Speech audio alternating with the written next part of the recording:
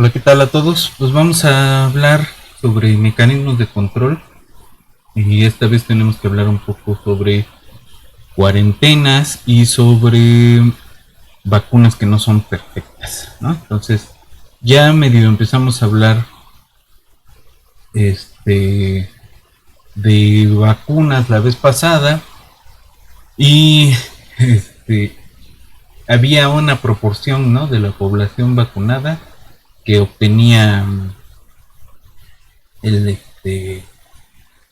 inmunidad. Inmunidad una vez que se recupera, una vez que pasa a, a la cajita de los recuperados, ¿no? Y había como de dos sopas, ¿no?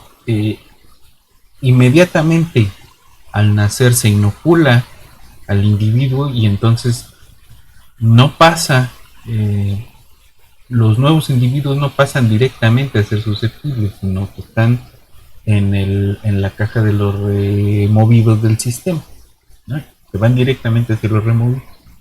Y el otro mecanismo, al que en algún momento se les aplica, siendo susceptibles, se les aplica la vacuna y entonces una fracción de los susceptibles pasa directamente a los removidos, ¿no? Pero pasa directamente. Y ahora pues tenemos que preguntarnos, ¿no? ¿Qué pasa si una fracción de esos vacunados pues nunca obtiene la inmunidad, ¿no? Y ya habíamos empezado con ese modelito, ¿no? Hay una fracción de vacunados que podría infectarse, ¿no? Que es una vacuna que no es perfecta. Eh, y pues los otros se recuperan. Además está la otra pregunta, ¿cuánto va a durar la protección que da esa vacuna, ¿no? Es decir, ahora sí estamos hablando de vacunas de deber. Este, en muchos artículos suponen que la vacuna es alcanzando 90 y tantos por ciento de efectividad, ya es una vacuna perfecta, ¿no? Esa es una aproximación bien dura, ¿no? Que no solo no es realista, sino que además es propagandista de casi siempre de los grupos que le trabajan a los laboratorios de farmacéuticos. Aquí no vamos a decir que las vacunas no funcionan, es una mentira, pero tienen sus limitaciones. Y si se quiere hacer un modelo correcto y dar información adecuada sobre los esquemas adecuados para la vacunación, eh, pues hay que decir cuáles son las limitantes de esas vacunas. Si no estamos claros cuáles son las limitantes, si no estamos claros cuánto dura la protección que otorga la vacuna, entonces estamos promoviendo que se compren vacunas que no son necesarias o bien que se esté aplicando una vacuna que no está aportando la efectividad que se reporta eh, por parte del laboratorio, ¿no? Entonces también hay que tener claro que muchas veces, y lo hemos estado viendo con el COVID, más que eh, basarse en los resultados de alguna investigación muy rigurosa, las investigaciones tienen sesgo y el sesgo casi siempre es favorecer a uno o a otro de los laboratorios que desarrollan las distintas vacunas. Eh, de allí que los países donde tiene base, donde toca base cierto laboratorio grande, ¿no? Por ejemplo el de Pfizer, no permiten que las personas que estamos vacunados con otra vacuna entremos a esos países, ¿no? Aunque el rigor de los reportes sea idénticamente el mismo para todas las vacunas. ¿Cuál es la diferencia? Que unas lo desarrollan en China, otros en Rusia y otros lo desarrollan en Europa.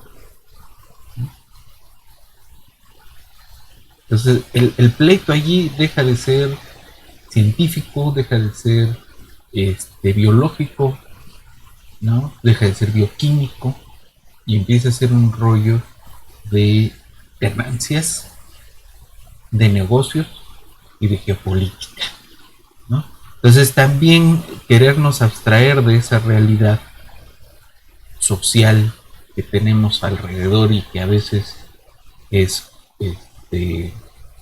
pues se nos presenta de golpe, y querer pensar que los científicos tenemos que ser tan objetivos que nos aislemos de ese tipo de cuestiones, pues también es bobo, ¿no? Y es irresponsable. Entonces, también tener claro que los laboratorios no son organizaciones científicas, son organizaciones capitalistas y venden, ¿no? Y lo que buscan es vender, y desde esa óptica ver los reportes de los laboratorios, no únicamente con sesgos científicos, sino también de cuál es el objetivo mercantil que están buscando, ¿no? Entonces, se tiene que ser muy claro cuál es el objetivo de la vacuna, cuál es las limitantes de la vacuna, y que siempre es mejor tener una vacuna que no tenerla, ¿no? Sobre todo si estamos hablando de una enfermedad mortal, ¿no? Siempre es mejor tener personas vivas que personas muertas, ¿no? Entonces, bueno, vamos a seguir hablando un poco de control con ecuaciones diferenciales y de mecanismos de control, perdón, no del problema de control. Esto es un poco más complicado. Este Tendremos que hablar después sobre modelos en red, ¿no? ¿Por qué? Porque aquí nos estamos topando con esto. ¿Cómo modelamos vacunación? Metemos un término extra que puede ser, lo podemos tratar como una población o como una fracción de la población completa, eh, lo cual es meter una ecuación más, con los problemas que podamos tener, ¿no? Analíticos o numéricos o lo que sea. Metemos un término extra en alguna de las ecuaciones, que puede ser constante, puede ser una función, pero si es una función no puede ser continua porque las vacunaciones no son continuas, son estacionales, ¿no? O de una sola vez. Entonces, como que tampoco un término de vacunación continua es realista, ¿no? ¿Cómo metemos cuarentena? Pues réstale una fracción de la población nacional, elegida aleatoriamente, pero las cuarentenas tampoco son aleatorias, ¿no? Entonces, no le hacemos. Vamos a tener que buscar otra herramienta. Mientras agotemos todo lo que nos pueda decir las ecuaciones diferenciales y luego vayamos a buscar en nuestro cajón de herramientas algo más. Entonces, vámonos un rato al pizarrón.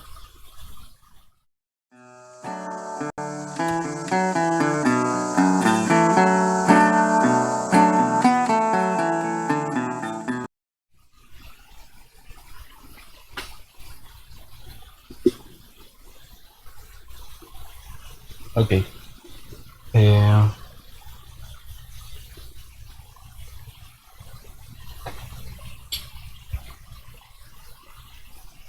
Entonces, estábamos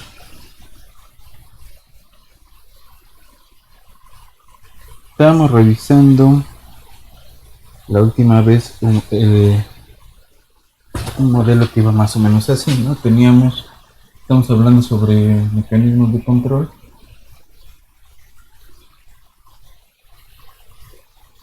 Otra vez.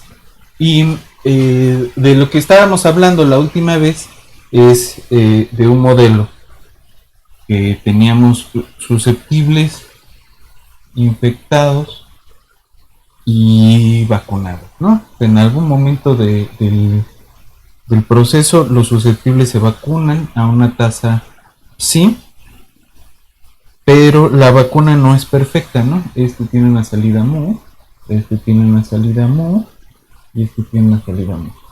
Hay una tasa de infección de individuos susceptibles que es beta, y además los individuos infectados vuelven a ser susceptibles, algunos de ellos con una tasa y gamma. Eh, Algunos vacunados resulta que no es efectiva su vacunación, esto es una proporción delta, y algunos infectados se vacunan, ¿no? 1 menos pi por gamma. Las ecuaciones eran ese punto igual a gamma, digo lambda, que lambda es los nuevos individuos, ¿no? Lambda mu, lambda menos beta sin menos mu más si s más si gamma por i, ¿no? Es decir, estos son los nuevos infectados, los que van a ir a la caja de los infectados, los que van a salir, estos vacunados, estos muertos, y los que van a venir de la caja de los infectados, ¿no? Se curan y vuelven a ser susceptibles. Ahora, aquí no es que, es decir, la B son inoculados. Pueden ser inoculados por la vacuna o por la misma infección, ¿no? Ganan, al recuperarse ganan alguna protección, por haber estado expuestos al patógeno, ¿sí? Ok, es una inmunidad por haber tenido el patógeno. Entonces, I punto va a ser estos beta SI más estos de acá, ¿no? Delta beta BI sobre N menos mu más gamma por I, y la B punto son si S menos beta delta BI sobre N más 1 menos I gamma I menos mu B, ¿no?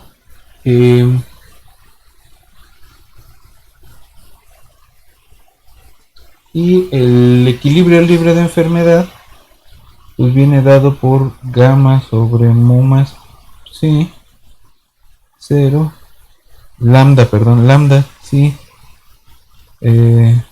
mu más sí. Ese es el equilibrio libre de enfermedad. Y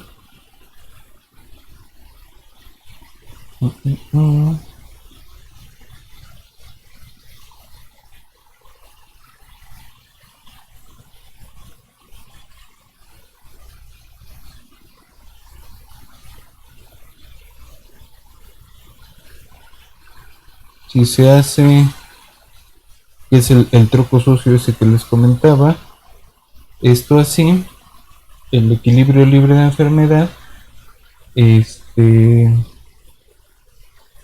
va a ser mu sobre mu más sí,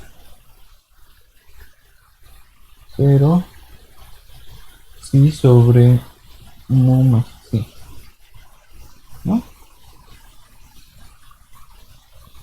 Ok.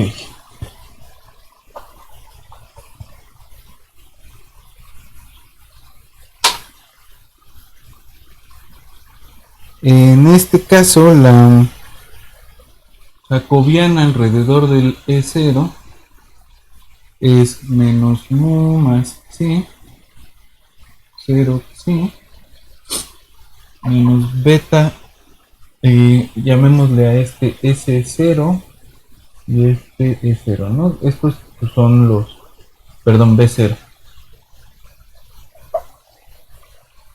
Son estos mismos, pero como normalizados, ¿no?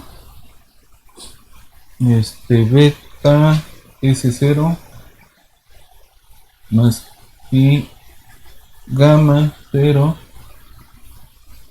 beta S0 más beta delta B0 menos mu más gamma 0 y menos beta delta B0 más 1 menos i gamma menos mu.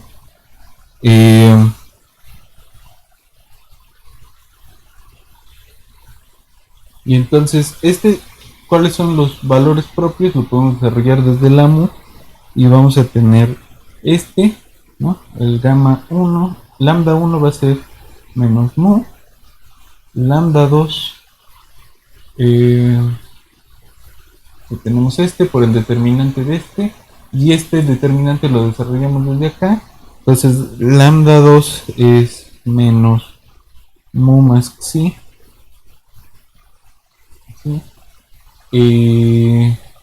Y lambda 3 es beta S0 más beta delta B0 menos mu más gamma, ¿no?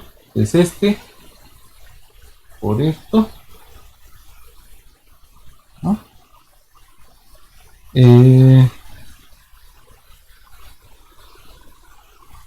Entonces R, el número reproductivo, vamos a ponerlo como una R elegante, que depende de la tasa de vacunación, pues va a ser beta mu más delta psi sobre mu más gamma por mu más psi.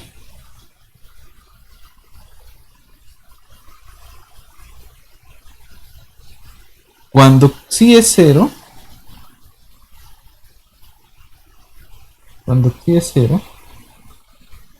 vamos a tener el número reproductivo básico R de 0, ¿no? Que va a ser beta mu sobre mu más gamma por mu. Los mu se van a ver al mago y tenemos beta sobre mu más gamma. Sí.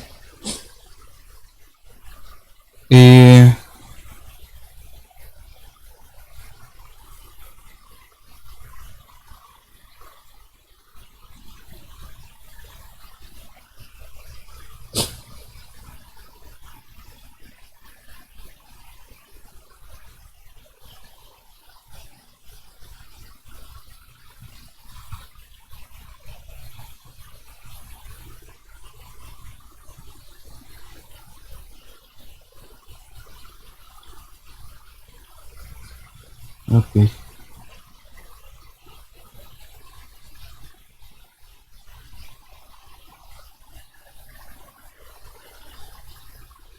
Entonces, si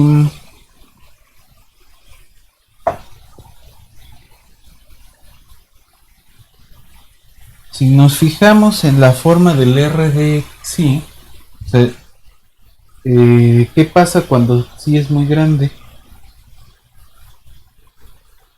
¿Qué pasa con el límite cuando psi es infinito? De la R de psi.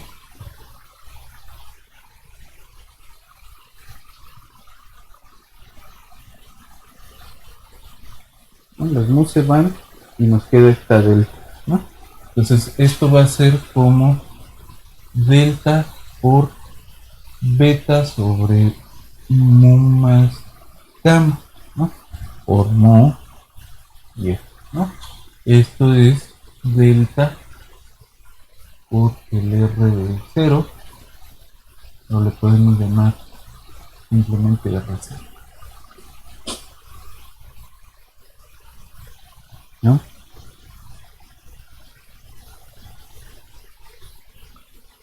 Entonces, la condición crítica para una población vacunada, que podríamos llamarle P, PE,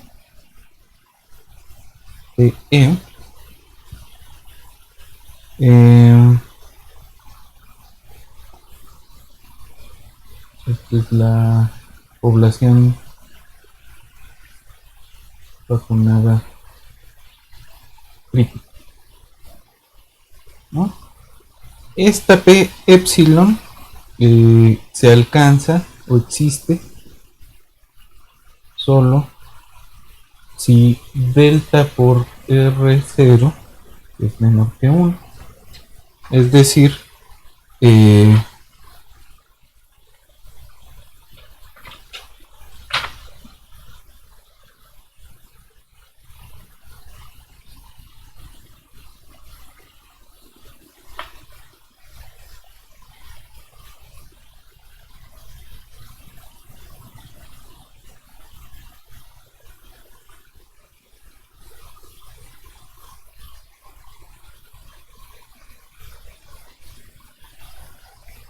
lo que vamos a tener es que para algún valor crítico psi estrellita, R de psi estrellita es idénticamente 1, o es 1, ¿okay?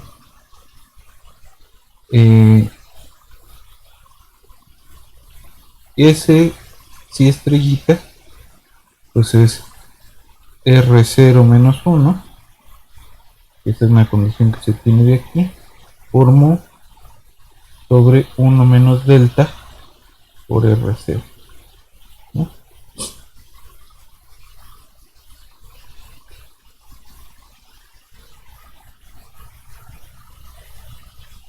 Y entonces, si esta epsilon representa la eficacia de vacunación, ¿no? El parámetro de eficacia, entonces la P de epsilon la podemos pensar como 1 sobre epsilon por 1 menos 1 R0, ¿no?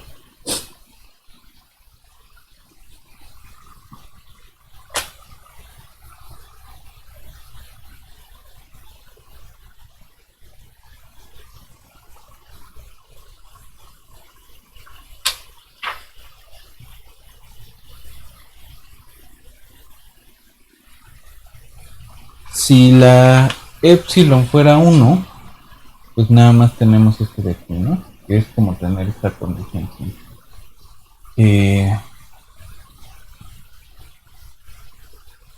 Entonces depende de la eficacia de la vacuna. Y para eficacias del orden de 0.6, pues esto es pequeño, ¿no? Esto es grande, perdón, ¿no? Cercanas a 1, pues esto es pequeño. Ok.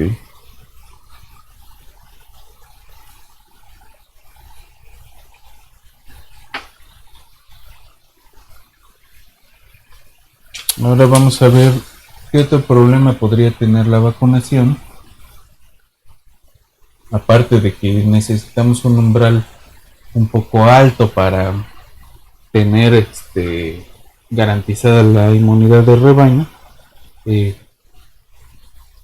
suponte que tenemos, y siempre vamos a tener un montón de cepas del mismo bicho, pero tenemos una vacuna que es específica para uno de los bichos, ¿no? Entonces, digamos que tenemos dos cepas, ¿no? Y J son los, o vamos a llamarle, sí, y J son infectados por cepas o tipos distintos, ¿no?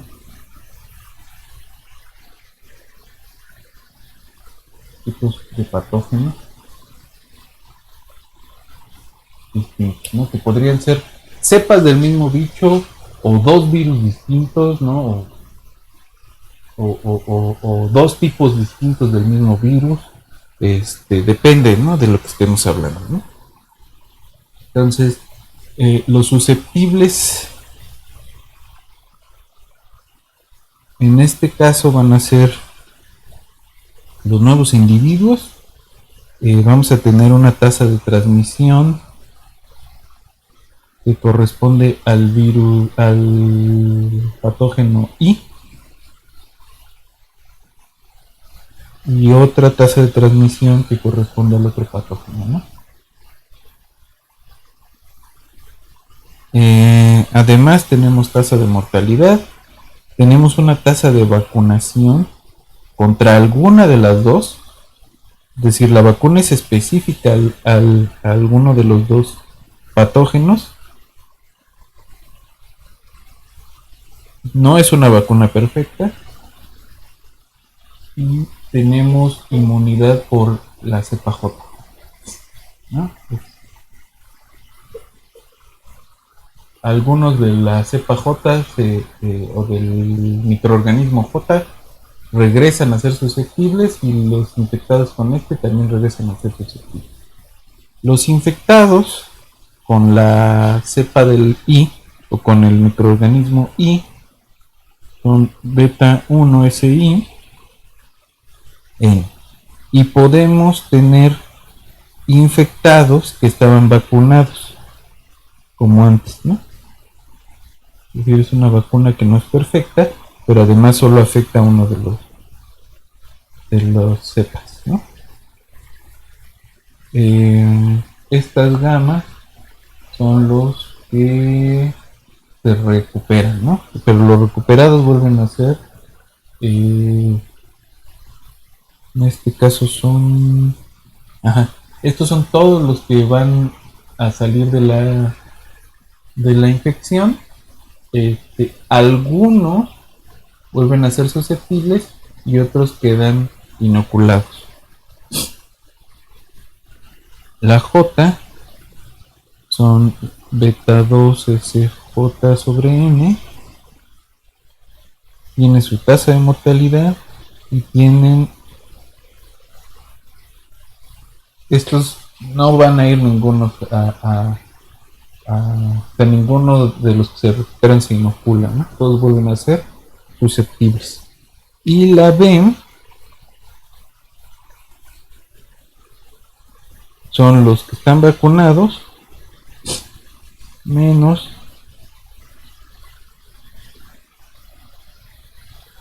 los que estaban vacunados y se infectaron con la I, más los que se la I menos los que se, ¿no? Entonces,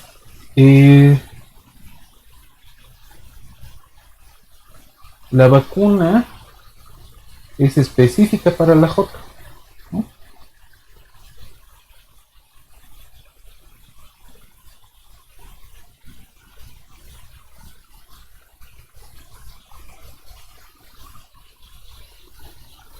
Para la I, perdón, ¿no? Pero la J sigue teniendo la dinámica completa, ¿no?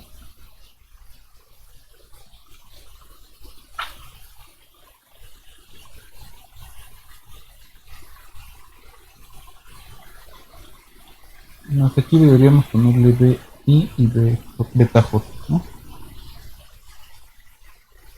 Beta I, para no estar hablando de uno y de, ¿no? Beta I, beta.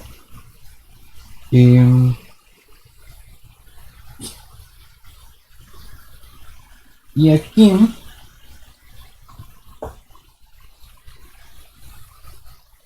vamos a tener dos números reproductivos básicos, uno para cada una de las cepas.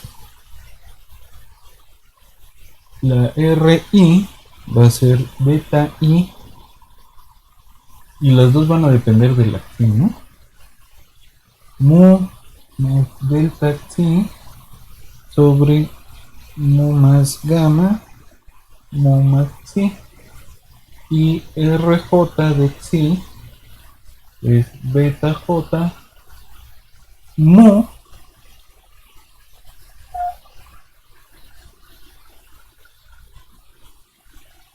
sobre mu más alfa mu más xi.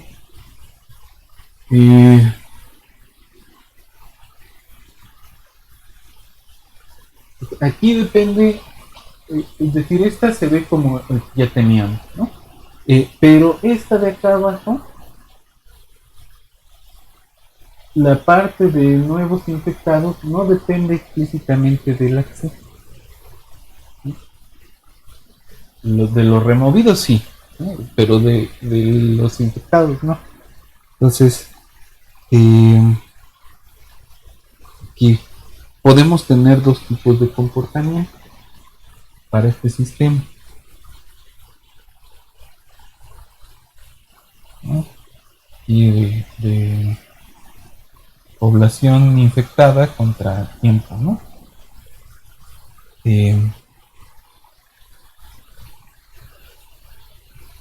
Entonces puede ser que primero haya pocos infectados con la J, digamos que la roja es la J, y de repente crece, pero crece a expensas de la otra, ¿no? Las otras empiezan a ser muchas y por acción de la vacuna decrecen. ¿Qué pasa en este punto, no? Puede pasar otra cosa, puede pasar que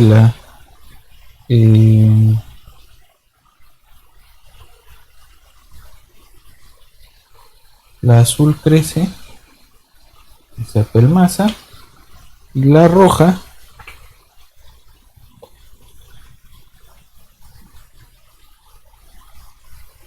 queda eliminada.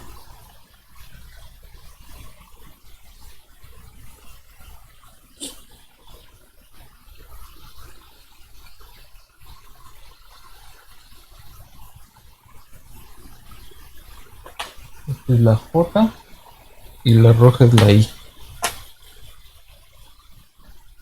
¿no? Y esto pasa cuando... Esto es lo que pasaría usualmente si la xi es 0 y esta es la xi 0.5, ¿no? Entonces, en ausencia de vacuna, la cepa J crecen los infectados con la cepa J y los rojos pues casi no se ven, ¿no? Pero cuando aplicas la vacuna, los rojos empiezan a crecer y empiezan a ocupar el nicho que están dejando los azules por acción de la vacuna. Y se vuelve la cepa dominante. ¿Qué provocó este cambio de comportamiento? La vacuna, ¿no? Pues también hay que ser bien cuidadosos con las vacunas, las vacunas específicas, ¿no? Un comportamiento parecido a este ocurre, por ejemplo, con el virus de papiloma humano. El virus de papiloma humano tiene un montón de tipos. Algunos de esos tipos, bastantes de esos tipos provocan cáncer, ¿no? Y de esos que provocan cáncer, hay muchos que provocan cáncer cervicouterino.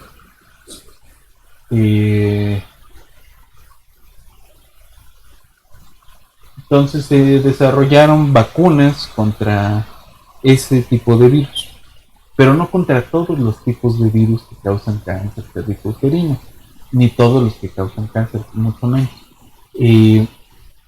Se eligieron dos cepas, dos tipos. los tipos que eran muy frecuentes, ¿no? Se eligieron como blanco de la vacuna esos dos tipos muy frecuentes.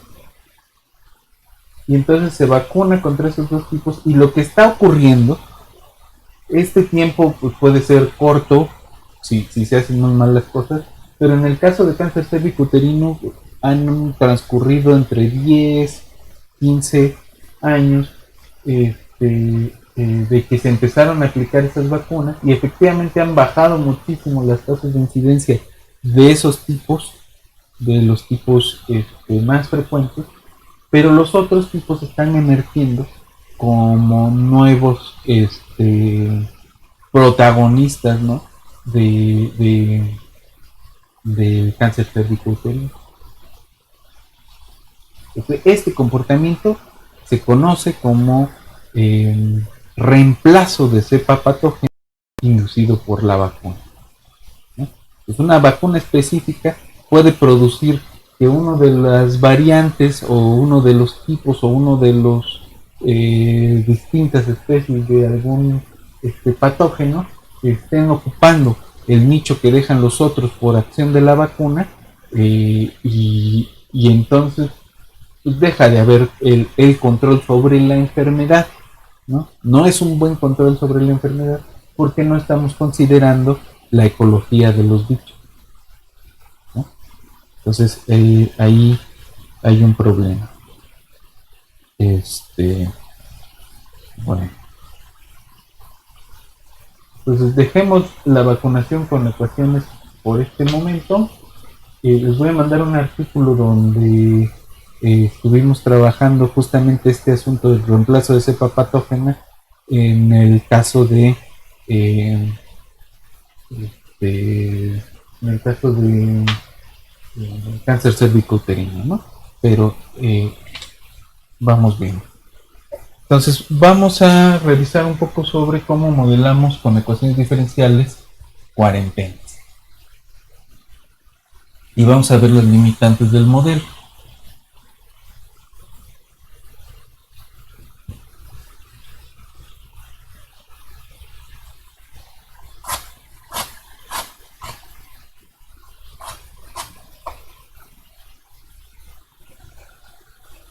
Entonces, igual vamos a suponer una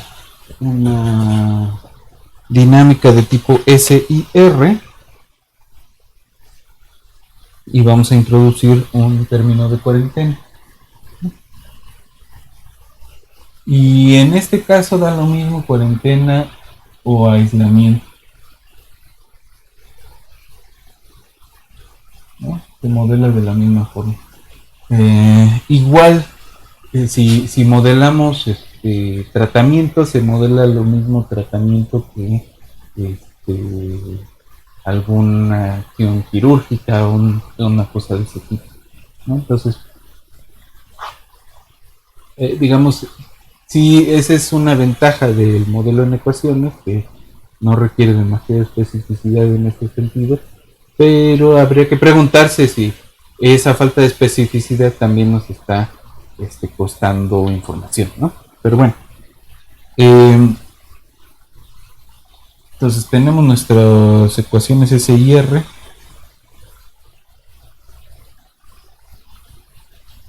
S y, pero no toda la población es susceptible de infectarse, sino nada más los que no están en cuarentena, ¿no?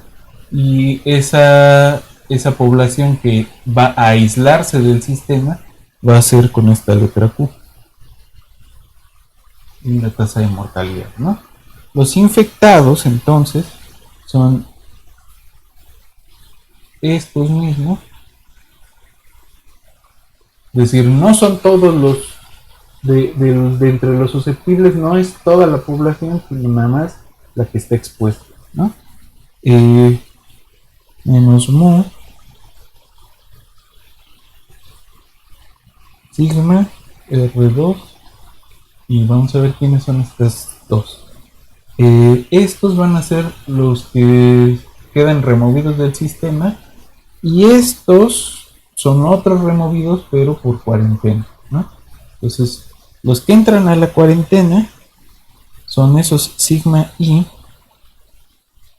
menos mu más R1Q. Estos R1 van a pasar directamente a los removidos. Son los que ya la libraron, ¿no?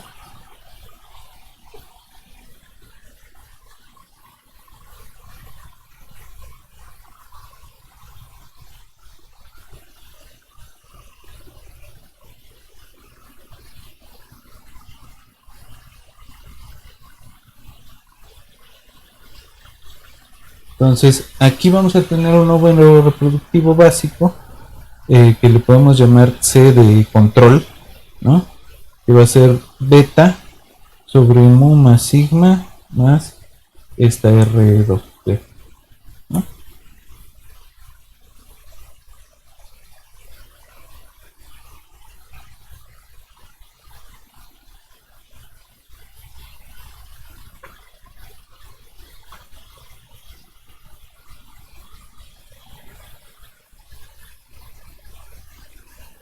Ahora, esto depende de la sigma, ¿no? De la sigma, que son los individuos infectados que se van a la cuarentena, ¿no? Si lo pensamos como diagrama de cajitas, tenemos unos que son susceptibles, unos que están en cuarentena y los removidos, ¿no? De los susceptibles, salvo los que están en cuarentena, se van a infectar, pero de los infectados unos se van a cuarentena y unos se recuperan, ¿no? Y de los que están en cuarentena unos se recuperan y otros se vuelven...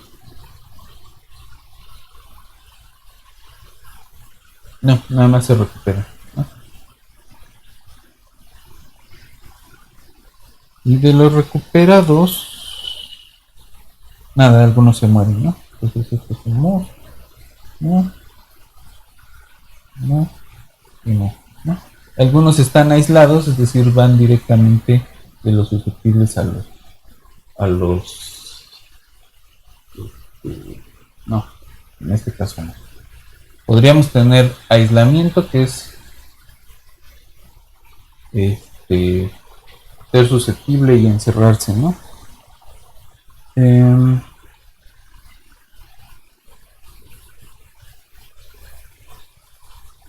Ahora, el número reproductivo básico depende de la XI. Entonces hay un valor crítico de XI para el cual XI igual a beta menos mu más R2, es lo que tenemos, que el RC es igual a beta sobre mu más beta menos mu menos R2 más R2. Estos se van a ver al mago, estos también, y la beta entre beta queda 1. Y entonces este sigma crítico es el umbral para que exista un brote epidémico aún con la cuarentena, ¿no? Y entonces esa población infectada crítica viene dada por sigma por RC menos 1 beta RC menos 1 más mu por 1 menos 1 más P RC. Y la P en este caso es R2 sobre mu más R1 sigma sobre mu por mu más R1, ¿no? Pues va a depender completamente de la velocidad con la que, o de la proporción de los infectados que se van a la cuarentena, ¿no? Entonces, si esa proporción es muy pequeña, tenemos un brote epidémico.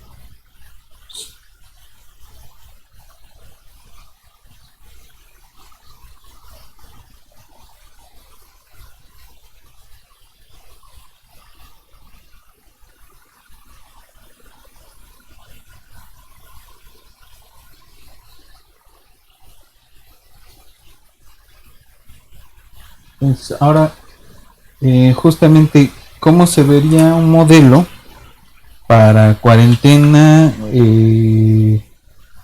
si queremos que haya algunos susceptibles que se empieza la infección y algunos susceptibles se van a cuarentena, ¿no? Hay un cierre como el que hubo con el coronavirus. Entonces, la propuesta de ese modelo es que tengamos o que distingamos dos tipos de cuarentena, ¿no? Eh, la de los individuos que ya fueron expuestos, se van a cuarentena, y la de los individuos que no han sido expuestos al patógeno y de todas formas se van a un encierro, ¿no? Entonces, los susceptibles van a ser más o menos los mismos, pero digamos aquí vamos a llamarle Q a la suma de ambas clases de individuos en cuarentena. Entonces este es S por los Is que no están en cuarentena, ¿no? O sea, hay algunos expuestos que se fueron a cuarentena y ya no desarrollaron un caso infeccioso. N-Q menos Rho S menos Mu S más eta 1 U1. Que son los expuestos, son los que se infectaron en este punto.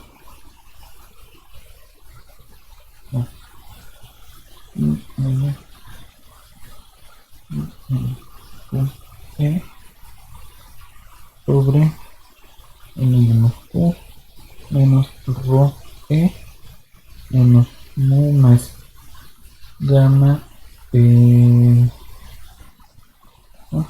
Estos son los que se pasan a los infectados. Un modelo tipo CIR, pero con cuarentena, ¿no? Entonces aquí vamos a meter la primera cuarentena, que son las de los susceptibles. U1 son estos Rho S. Los expuestos, ¿no? Aún no son infecciosos y se van a esa cuarentena. Y tasas de salida, ¿no?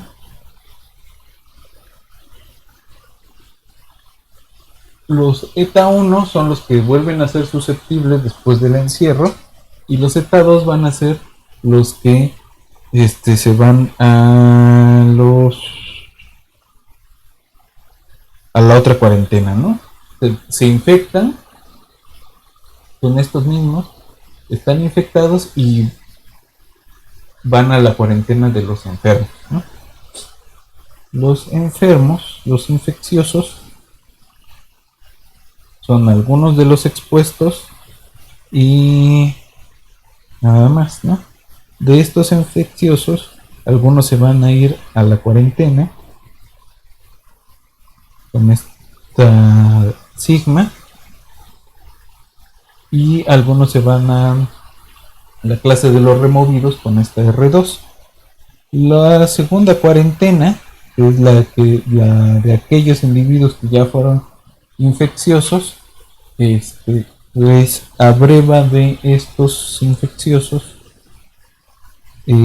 abreva de algunos de la primera cuarentena, y de estos algunos se van a recuperar y se van a ir a la clase de removidos.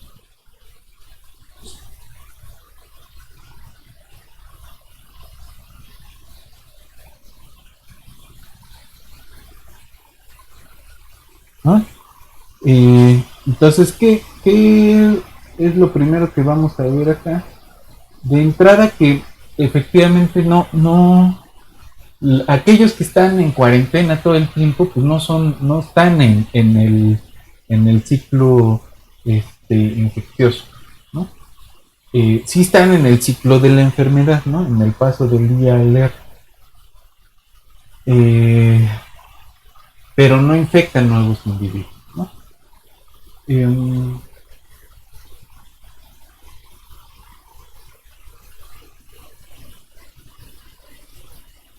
esta cuarentena que es eh, profiláctica, si quieren, no garantiza que no se van a infectar estos individuos. Aquí están los que sí se infectan, ¿no? Ni garantiza que van a estar en la clase de los removidos, ¿no? Después de un tiempo, una fracción de ellos pasa a ser susceptible, ¿no? Rompen la cuarentena, vuelven a ser susceptibles. Entonces, es un control de cuarentena y aislamiento profiláctico. No es un control duro, como el de una vacuna o o el de un tratamiento, pero pues combinados los dos algo debe funcionar, ¿no? En este caso el RC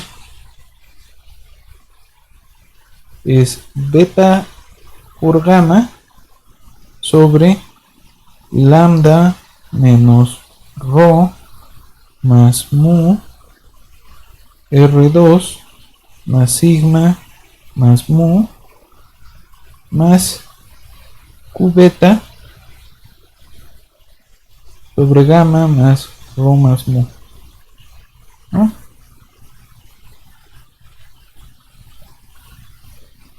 Entonces esto de aquí son lo que proviene de los infecciosos y esto de aquí son lo que proviene de este, de los expuestos, ¿no? Eh,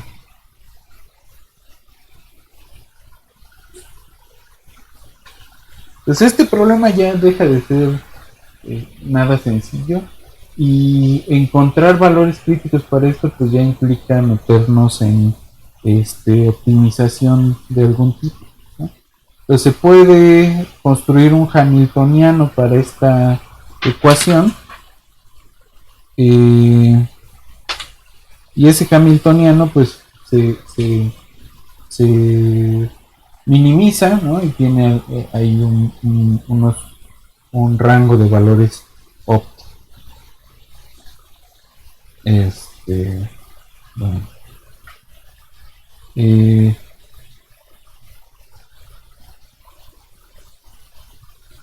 pero bueno, esas son las formas en las que podemos proponer mediante ecuaciones diferenciales, al menos esos dos mecanismos de control, ¿no? La cuarentena, el aislamiento profiláctico y vacunación, ¿no? Vacunación más o menos realista. Eh, ahora,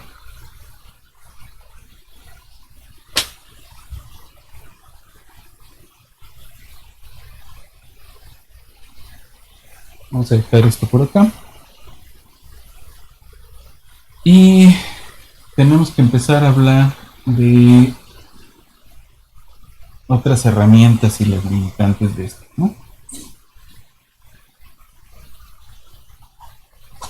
¿Qué limitantes tiene esto? Pues tenemos lo de siempre, ¿no? Tenemos que tener suficiente información. Y a veces, como en el caso del COVID, la información llega a cuentagotas, ¿no? Las cosas suceden siempre más rápido de lo que podemos obtener la información. Entonces, ¿cómo calculamos los parámetros si no tenemos información? Esto supone una excelente herramienta siempre que podamos calcular los parámetros. Y si no podemos calcular los parámetros, entonces, ¿cómo le hacemos? Y allí hay varias cosas que hacer, ¿no? Eh,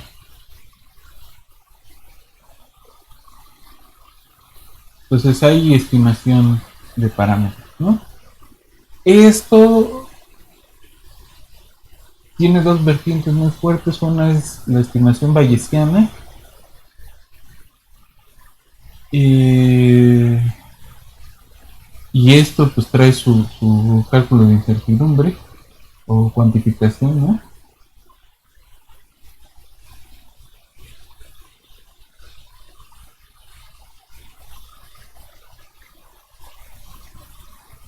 Y la otra es la estimación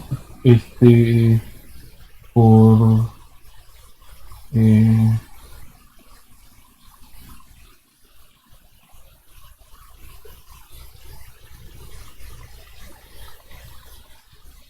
por optimización de enjambre, ¿no?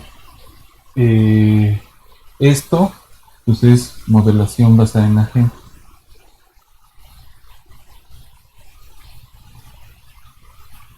Pero no en el sentido de lo que nosotros lo vamos a usar, sino en el sentido de hacer la exploración de todo el espacio de parámetros y construir los parámetros para un modelo de ecuaciones diferenciales, ¿no?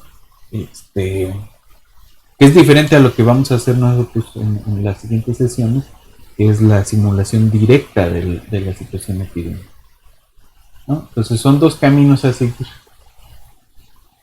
Ambos tienen su costo en tiempo, su costo en el sentido de el tiempo que hay que invertir contra el tiempo que se tiene para plantear algún tipo de medida, ¿no? Entonces es complicado. Eh, para los para cuando vuelvan a escuchar a alguien decir es que este, los científicos no hicieron nada, pues hicieron lo que pudieron, los que estuvieron dándole, eh, y otros se dedicaron a hablar para los periódicos y hacerle propaganda a, a hacerle contrapropaganda al Estado. ¿Para qué querían hacer eso en una emergencia? Habrá que preguntarles en el futuro.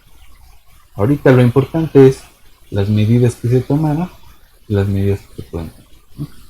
El otro camino, que es el que vamos a seguir, es bueno, no podemos hacer la estimación directa o no queremos o no tenemos tiempo para hacer la estimación de parámetros, pues vayamos a nuestra caja de herramientas y lo primero que nos vamos a encontrar van a ser las redes, ¿no? En este caso, redes de contacto efectivo. Entonces, las redes de contacto, ¿cómo las vamos a plantear? Esa es la parte importante. ¿Cómo se infectan las personas?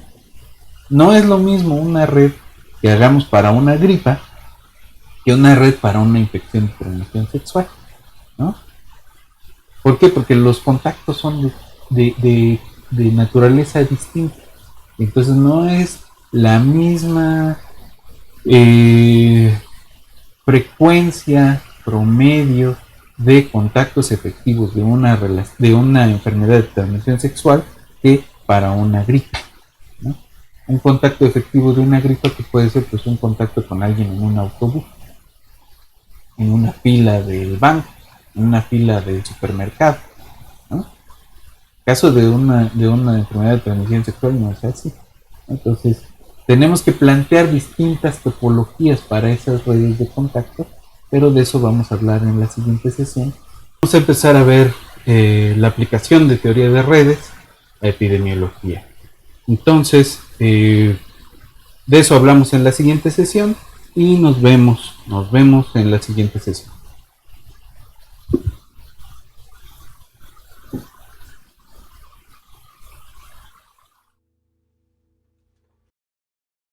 Mamá.